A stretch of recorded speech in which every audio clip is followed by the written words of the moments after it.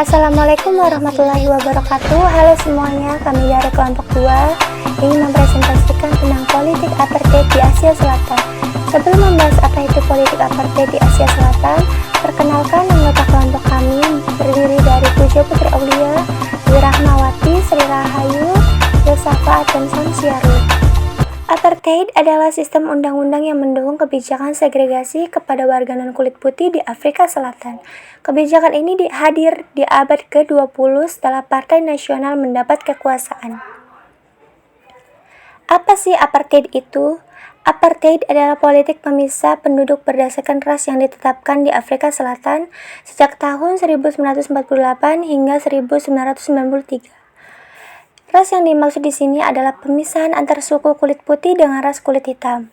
Tidak hanya itu, di dalam politik apartheid juga terjadi diskriminasi terhadap ras kulit hitam, di mana hanya orang-orang dari ras kulit putih saja yang mendapat hak istimewa untuk mendapatkan pendidikan, pekerjaan, hingga kekuasaan politik.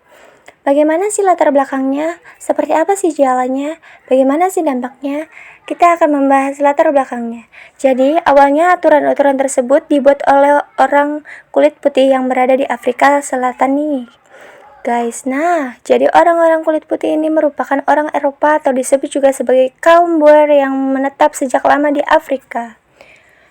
Lalu, di awal abad ke-20, kebijakan apartheid pun dimulai oleh orang-orang berkulit putih, di mana kebijakan ini membagi Afrika Selatan menjadi 4 golongan, yaitu kulit putih keturunan Eropa, suku bangsa Afrika, kulit berwarna, berdarah campuran, dan orang Asia, orang Pakistan, dan India.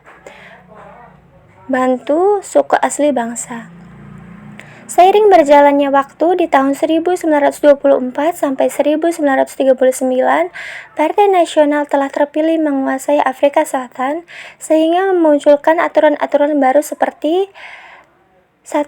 Undang-undang larangan nikah campur, 2. Undang-undang meregistrasi penduduk, 3. Undang-undang wilayah kelompok. Nah, peraturan-peraturan tersebut pun berdampak negatif nih terhadap masyarakat Afrika Selatan nih guys. Beberapa dampak politik apartheid yakni timbulnya diskriminasi masyarakat yang mempengaruhi banyak aspek politik, sosial, ekonomi, dan sebagainya. Karena telah menimbulkan banyak gerakan rakyat, lalu ditambah lagi dengan kencaman keras dari dunia internasional, akhirnya politik apartheid ini pun berakhir. Kemudian pada tanggal 21 Februari 1991, Presiden Frederick William de Klerk mengumumkan penghapusan sistem politik apartheid di hadapan sidang Parlemen Afrika Selatan. Semenjak itu lahirlah gerakan-gerakan yang menentang adanya politik apartheid.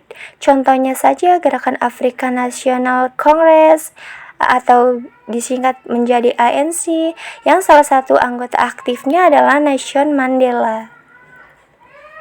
Selain itu, ia juga berjanji untuk menyelenggarakan pemilihan umum presiden tanpa pembatasan rasial. Hingga akhirnya di tahun 1994 diadakan pemilu presiden yang dimenangkan oleh Nelson Mandela. Meski kemenangan Nelson Mandela ini resmi menghapuskan politik apartheid, tetapi jejaknya sudah terlanjur membekas dan menyisakan luka di hati warga kulit hitam. Oleh karena itu, untuk mengobati luka warganya, Nelson Mandela mulai membentuk UU Peningkatan Kesatuan Nasional dan Rekonsiliasi. Nah, itu dia guys, sejarah mengenai politik apartheid di Afrika Selatan. Dari kisah politik apartheid, kita jadi mendapat pelajaran bahwa sesuatu yang bersifat rasisme tidaklah baik bagi kehidupan. Bahkan, rasisme sering menimbulkan dampak negatif.